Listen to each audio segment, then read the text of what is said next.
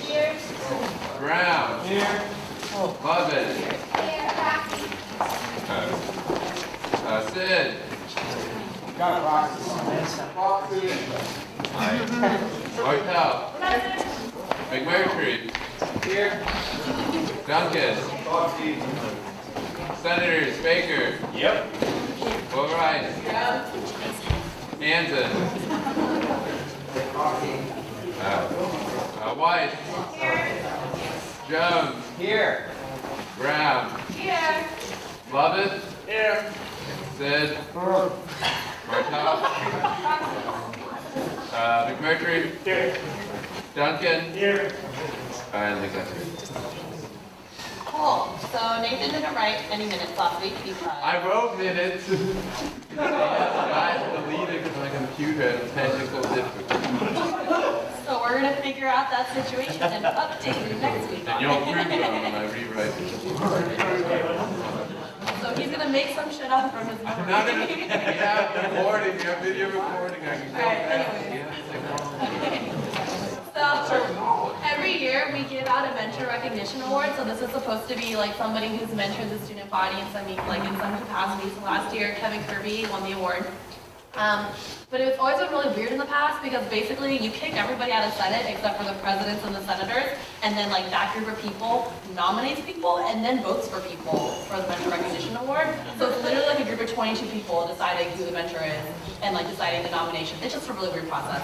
And so we're now going to get nominations for this before we actually do the voting, and it's on the SA website at sa.rice.edu/mentor nominations. So send this out to like your respective colleges and see if there's anybody that they think has been a mentor to them, to a student organization, something on campus. And we're going to be voting on that the meeting before changeover, like February 24th or something. Cool. Are there two people who I emailed who won toffee cards here? Of course they didn't show up to the meeting. That means I had $50 in coffee. No, that's not true. The real thing is that we'll be sending out with the Office of the Registrar and Office of Institutional Effectiveness a registration survey. The registration survey. Basically, this is kind of the project that's been in the works for a while regarding a lot of like academic policy changes with the CSC and the Committee on Undergraduate Curriculum.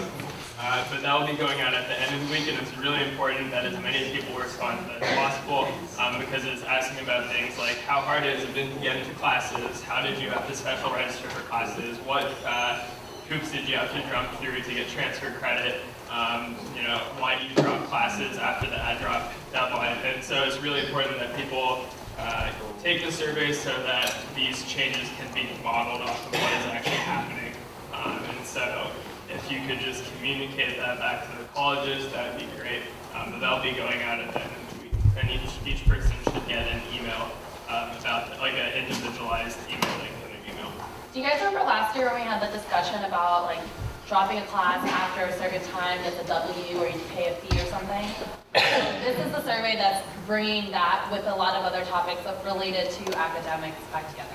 And so it's all described in the survey for the people who have no idea what I'm talking about. But this is something that they've been working on for a really long time. And this will, the results of the survey will change the curriculum at Rice. Like, this is going to change the way that you graduate. So make sure people take it. Or else, we're going to have a really uninformed recommendation. Cool. Brian, do you want to go over the changes? Yeah, before I do that, though, just a quick point about campaign rules. Because we have our Constitution presumably on the ballot, y'all are responsible as representatives of this organization for not getting us kicked off the ballot. That means do not send any campaign emails. You can advertise the election, you can advertise what is on the ballot, but you cannot say which way to vote or even hint at saying which way to vote on any item on the ballot. We should not break our own rules. That would be really embarrassing. You can post it on Facebook. Yeah. As far as the Constitution, since it was last presented, there have been a couple minor tweaks to the blanket tax review timeline, all of which are just in the direction of saying the committee needs to do things within a certain amount of time after it gets the documents to kind of tighten the process up, because we've heard feedback from a lot of blanket tax organizations that they would like for it to end sooner. We would also like for it to end sooner because ideally it needs, even including the contingency process, to be done before elections. Another change is I have gone and, for lack of a better name, renamed the spring elections, which are currently confusing because of all of our elections are in the spring, to the second round elections. If someone has a better name, please suggest it. If not, we're going to stick with that because it's better than spring. Do you want to raise the prior notice? Yeah. So one of the things that we wanted to discuss about the Constitution, like the last item that we're not sure about, is related to prior notice. So you know how right now we introduce legislation and then we vote on it 2 weeks later? So we put in wording in the Constitution to make that a very strict 2-week notice. And the reason that 2-week break is there is that not all college governments meet every week, so some of them are bi-weekly. And so giving it 2 weeks to make sure that every college has met once since that legislation has been introduced. But then there are also some cases where we kind of want to have a faster turnaround on things, so like a 1-week turnaround as opposed to 2 weeks. And so for the colleges that don't meet in that time, they have in the past held lunch meetings and dinner meetings and talked about it at their colleges, gone to different floors, things like that, as a way to gather college input without having a formal government meeting. And so my proposed amendment is essentially changing or allowing for the prior notice of 2 weeks to be shortened to 1 week if, like, let's say 3/4 of the Senate voting members agree to it. However, Brian, do you want to explain the counter? I would not even propose that amendment. If we're going to do it, it has to be unanimous. Because even for bills, that's unanimous. Okay, so unanimous. If there's not unanimous consent to waive prior notice, we have a problem. Okay, so unanimous consent to waive prior notice in the situation. So like the case that we brought up is last year, for example, when there was all that stuff with the athletic director, and we wanted to make a statement really quickly about not having any discrimination in the athletics department. We didn't want to have to wait 2 weeks to make a statement about something that was happening and very current.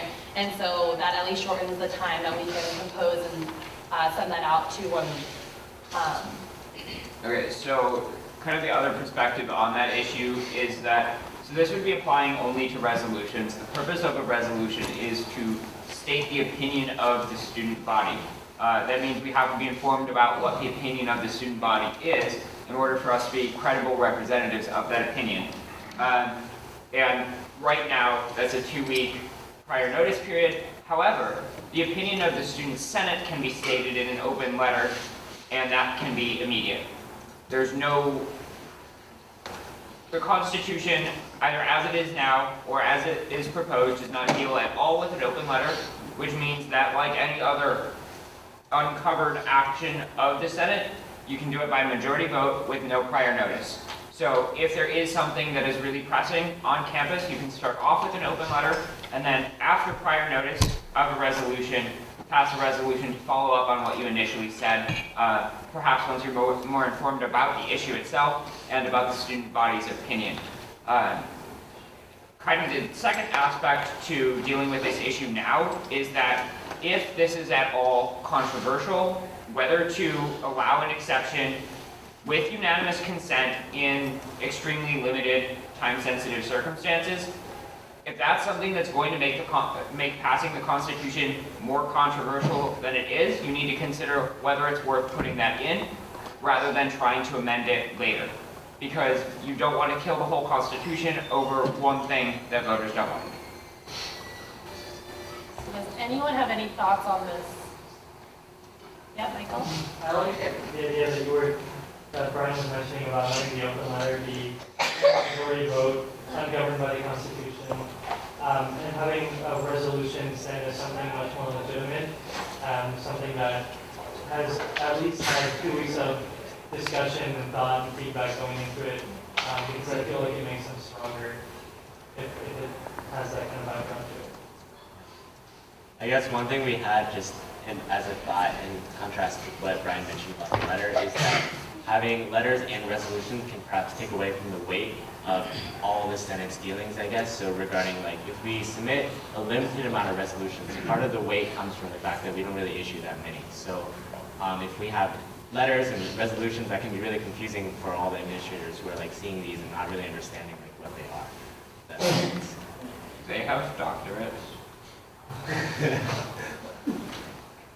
I mean, like, so we're talking about an extraordinary situation to begin with here. So I don't really think that they're going to be that incredibly confused by an open letter that's signed by a group of people who voted on it and signed it. And I don't see this as increasing the volume of resolutions, because it's something. The question is not, are we going to have a resolution on this? It's, are we going to have a resolution on it after 1 week of discussion or after 2?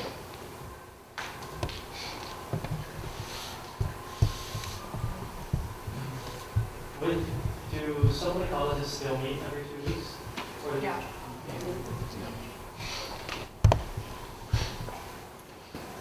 Scratch that. Nobody really cares. But if everyone thinks something is unanimous, what's like, I don't understand why that would be a problem.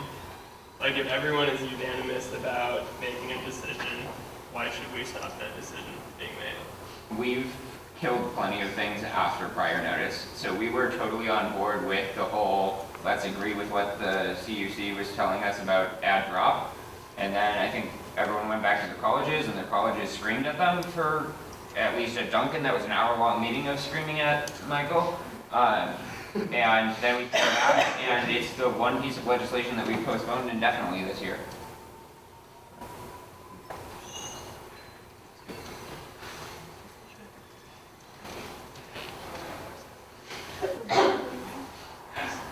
Alright, well I guess we're just gonna keep the original wording because nobody seems to care which way. Cool. Alright, standing committee presentations, academics.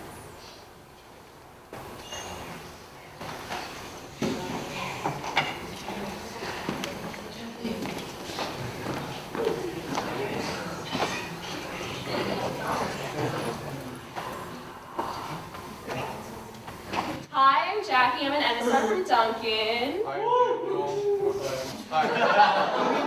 Hi, I'm Daniel. I'm the NSR from Sid.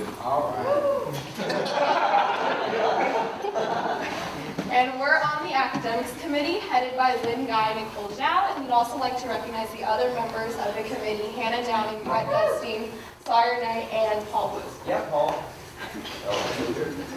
So we already gave a presentation last semester kind of updating what our progress was on the project and kind of highlighting on a unifying mission statement as a committee, but we thought we'd reiterate some important stuff. So our mission, as stated on the SA website, is to keep Rice academics globally competitive and true to the voice of the student body. And what that exactly means is that we want to compare our programs with the top universities and kind of take the pros of those programs and bring them to Rice, as well as keep a lot of the programs here at Rice very unique and globally competitive in that sense. And true to the voice of the student body, because we believe that if students are really pursuing things that they're passionate about, they're going to do the best in those things. So this is the same as last semester, and we're just re-emphasizing the past projects that the academics committee has worked on. They're listed here. They haven't really changed much. The major thing that we worked on last semester was the outdoor research mixer in the fall, in which undergraduates and graduate students got to share their research experiences and what, especially the graduate student population, is doing currently in research. So we have three major projects on this slide. The first one is the study abroad culture. And what we really want to emphasize with this is that currently we don't have like an advisor in every department that advises specifically for studying abroad. And that's one of the goals that we have, is to have like a specific person that a student can go to in each department to turn to and ask them for advice on what classes they should take abroad, where they should go, etc. And second is also within that is the ambassador program. And with that is currently one of the NSRs noted that currently the ambassador program is really fragmented and not really connected, as students aren't able to find people who are in the same major very easily, or studied in the same place, or took similar classes. So we want to streamline this entire approach and turn it into a place where students are able to contact each other and ask each other for each other's experiences. Second is OWIC advising. This is a relatively new project, and basically what this project is focusing on is, especially with the first-year mentors and the divisional advising that are more recent additions to OWIC. And what we saw that were problems with this is like the first-year mentors and divisional advising wasn't very clearly outlined. Like the professors and the people who were helping out with that weren't exactly sure on what their roles should be. And basically what we want to do is either first outline their roles more specifically, or perhaps transfer some of their responsibilities to the advisors and co-advisors and make the pool of advisors and co-advisors more diverse. Third is an English and creative writing minor, and this project has been more developed. And what we did last semester is we went to various professors and leaders in the English department and asked them on whether they would be willing to support an English and creative writing minor. We were really surprised to see that they were already working on such a minor currently, but they really wanted to see what students were thinking about it and any student feedback. So in the coming weeks, we'll be releasing a survey asking the student population various questions about having English minor, whether people would change from being an English major to an English minor, and etc. And after we collect results to this survey, we'll be able to analyze the results and send a recommendation to the English department stating our results of the survey. So 2 more projects that we'd like to highlight are offering more languages than currently being offered, as well as the restructuring the policy studies major.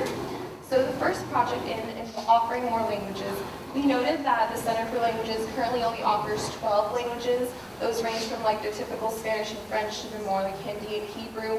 But a lot of other top-tier universities offer a lot of new languages and also have a system by which students who express an interest in different languages can petition to, I guess, talk to the department chairs to have those classes being offered.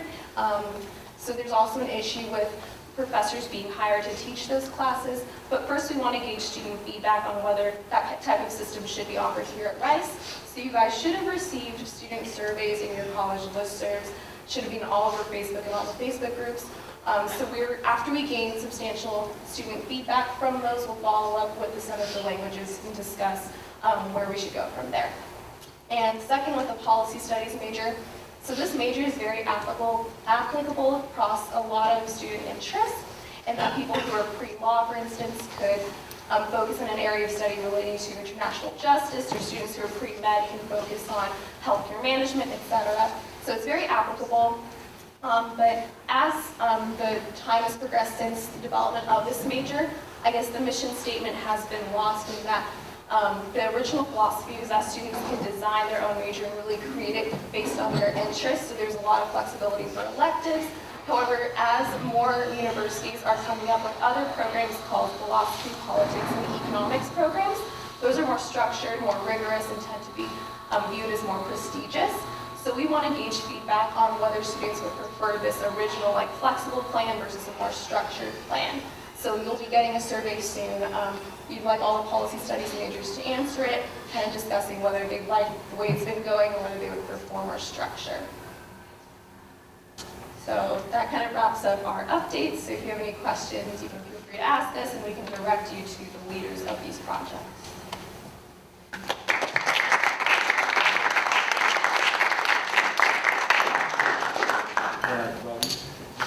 Could you talk a little bit more about the task force with the policy studies work?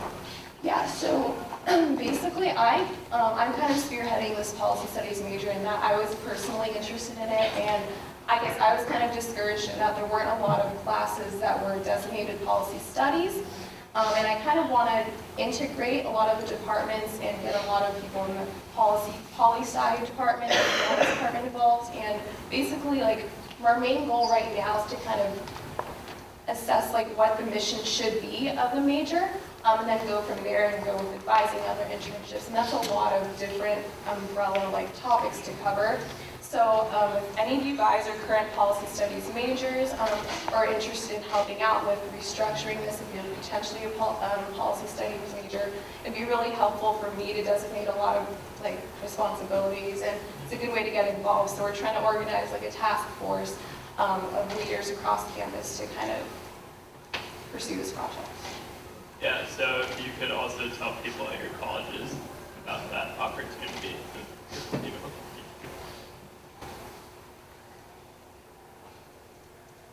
Awesome.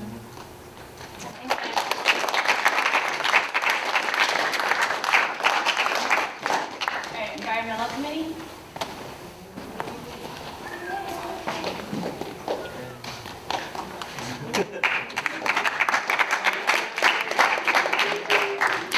Hi, my name is Madhuri Venkateshwar. I'm a new student representative for McMurtry, and I'm part of the environmental committee tasked with making the campus more efficient and also reducing Rice's carbon footprint. Our first project concerns bike education. This has two prongs. The first is educating people about how to ride bikes on campus, making sure that, simplistically, they don't run into people, right? The second is making sure that the bike racks on campus are more uniform and are more convenient for students to access. So currently the team that is working on this project is making a map of where the bike racks are and is going to analyze this map in order to suggest where more bike racks can be placed. Additionally, they are working with faculty on campus in order to figure out what's the best way to advertise bike education, if that should be done during O Week or in another time during the year. Second, we are looking at installing low-flow shower heads. This process is currently in the planning stage. We're in negotiation with the company to try out some low-flow shower heads. And what the most likely result is that they're going to be placed in one of the North colleges. So our next step is to draft a budget in order to determine how much it will cost to switch all the residential colleges on campus to low-flow shower heads. Next, we are looking at recycling education. This group is now working on trying to figure out different layouts of putting recycling bins and trash cans.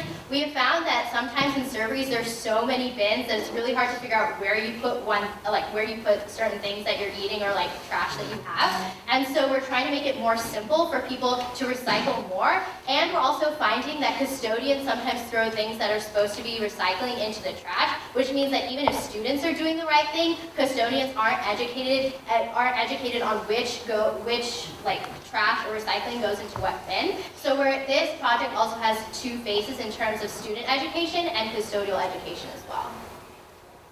Next, we're looking at regenerative braking. This is our long-term project that will span multiple years. Regenerative braking makes braking on buses more efficient and reduces the gas that's needed to drive the buses. This is still very much in the research phase because of the high cost of switching the brakes on buses, obviously. So the next step is also to create a budget and create a plan for multiple years in order to make the plan a success. Finally, the last project is the LED light project. At the beginning of the school year, this committee met with Housing and Dining, Richard Johnson, the Sustainability Director, and David McDonald. They informed us that though it was a priority to switch into LED lights, the cost was still very expensive because it hadn't yet moved into equilibrium, and also that we had to change a lot of wiring in residential colleges in order to switch over to LED lights. So instead, they informed us that it would not be possible for them to spend or prioritize money to do this project this year, but what they wanted was legislation from the student body in order to tell them which areas of campus should be prioritized. In response to this, we have decided to craft a survey for the student population and also create an LED task force composed of faculty and students who have done environmental projects in the past in order to have an educated group of people figure out how to prioritize where LED lights should be implemented first. So in the next coming weeks, we will be meeting with this task force and creating legislation that will be presented to the SA in order to send to Housing and Dining so they know when bulbs go out or which buildings that the student prioritizes for changing into LED lights. So all of these 5 projects do have concrete deliverables that will be implemented during this year and are very much in a working process. Thank you.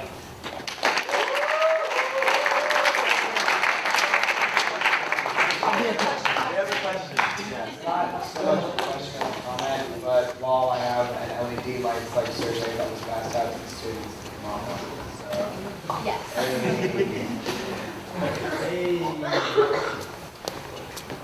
right. Does anybody have any announcements?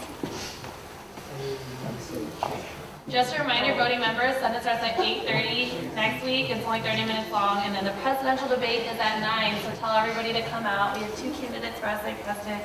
This should be really fun. Oh, and we have a joke candidate, so he's supposed to be funny. Not sure if it will be.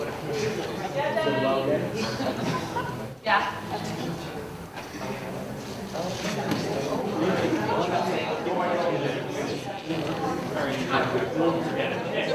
Anyways, Duncan's second public party of the year sensation is this Saturday, beginning at 10 p.m., ending 2 a.m. Sunday morning. Yes? Can you explain the poster? Why is she missing? I did not make it. It doesn't even matter. It's a great party. So, you should show up. Whoa, don't forget it. Okay. We have time for Mommy has an announcement. Listen up. My busy class is delivering hot food and stuff today, so if you guys don't want to go to the cold and like want food from the hood, just call me. Send me an email. We'll go I'll on deliver these food number of in minutes. Alex? Save's Musical opens this weekend. I hear there's a guy in it that's pretty funny. His name's Alex Nunez Thompson. He's the lead.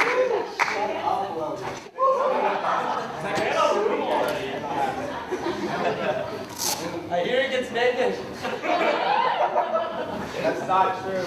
That's Logan. It's only $5. All right, does anyone else have any announcements? Seniors 100 Days is on Thursday.